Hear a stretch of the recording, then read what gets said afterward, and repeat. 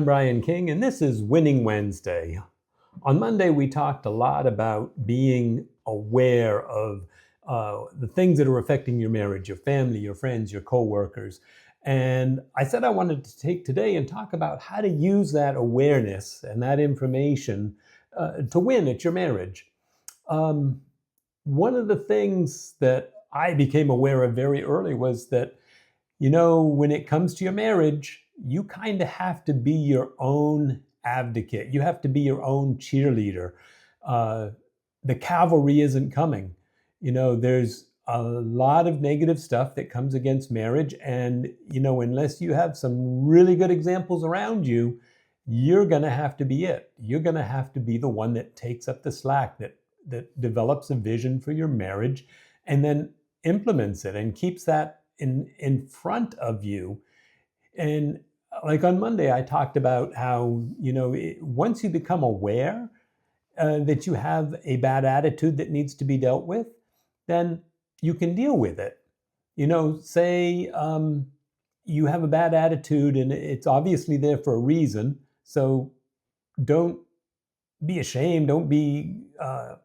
Um, don't feel guilty. Just look at it and say, okay, why do I have this bad attitude about marriage? Why do I feel like I can't talk to my wife about this? Or why do I feel like, she always does this when I do that? Or whatever the issue is, whether it has something to do with money or sex or in-laws or kids, if there's something that you have a bad attitude about, you have a choice. All right, you can say, well, that's never going to change. And then you can be right. 20 years down the road, it won't have changed. And you'll just have taken a really long time to lose at marriage. And that's not what we want. So the other thing you can do is you can look at it and say, all right, we got a problem. We need to work on it. We can handle this. It's not rocket science. It's just a problem. And, whatever it has to do with, I'm not going to wait and kind of hold this for a long time and then never do anything about it. One of the things that was really hard for me, I was a stonewaller. I would see there's a problem, and I knew that if we talked about it, we were going to fight about it. And I decided, well, I just won't talk about it. You know what? That didn't work. So what I did was I figured, all right, we got to talk about these things. And I realized that not talking was not a good option. So we sat down and we talked. We planned times to talk about things when we were fresh, and it wasn't like it was going to be World War III.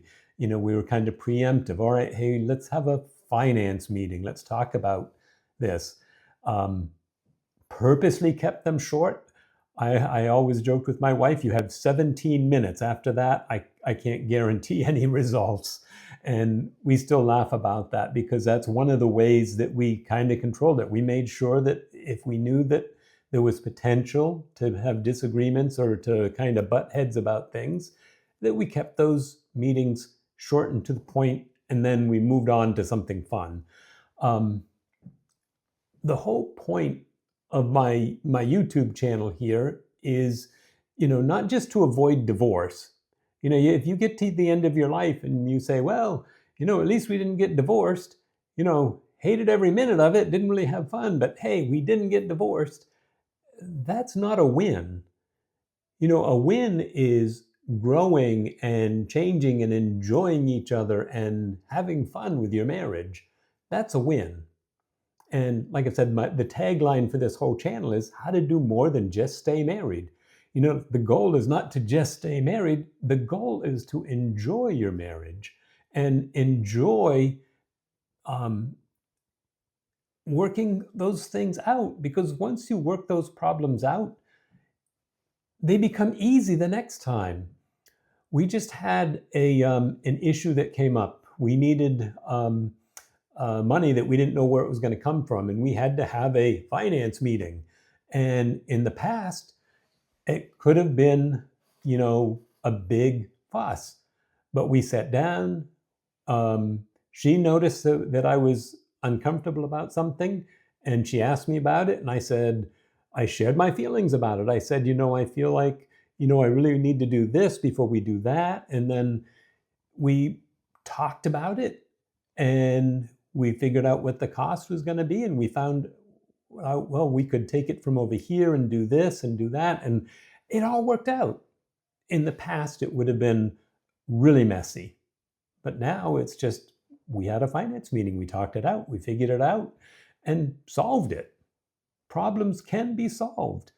There was another time after our third child was born, she went into full mommy mode, and we really had to work out where I was on her list. I didn't need to be at the top of the list, but I needed to be on the list. And again, we sat down, we talked about it, we worked it out, and made sure that both our needs were getting met.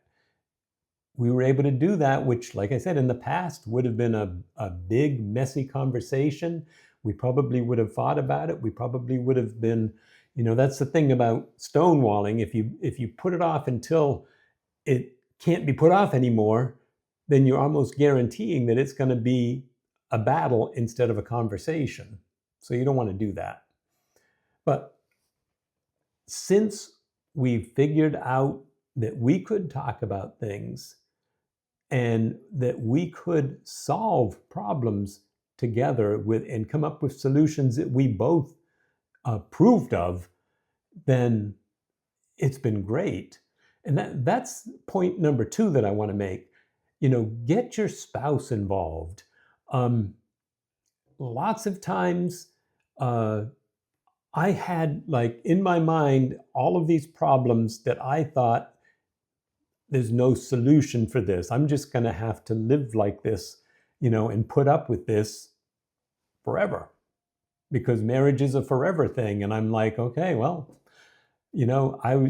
instead, I found out that my spouse is probably just as interested in solving the problem as I am. And as a matter of fact, statistically, the females, the women in our marriages, are more interested in solving problems and working things out than we are. We tend to stonewall and put things aside and put up with it. They want to fix it. There's a great opportunity there that most men just kind of ignore. Their wives are willing to work on problems.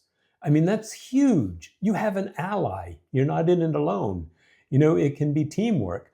And when you bring your problem, if you're having a problem, don't say, I'm having a problem because of you. Say, I'm having a problem. Can we work on this?